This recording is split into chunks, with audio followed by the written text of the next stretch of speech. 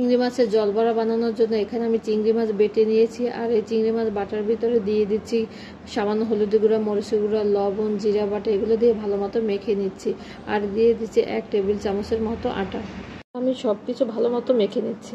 এই কড়াই আমি দিয়ে দিচ্ছি সামান্য তেল, আর দিয়ে দিচ্ছি তেজপাতা, 2 টুকরা দারচিনি, 3-4টা এলাচ, এগুলো দিয়ে আমি একটু ভেজে নিচ্ছি।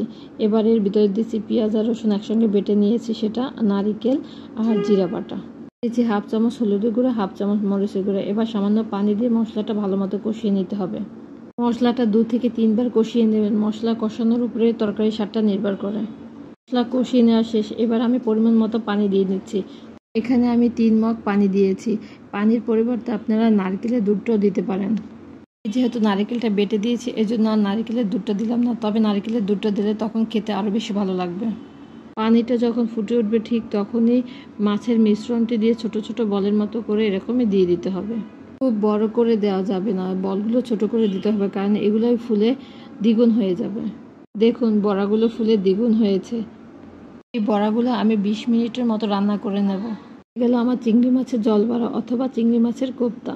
উপর থেকে দিয়ে দিচ্ছি টেলে রাখা কিছু জিরার গুঁড়ি।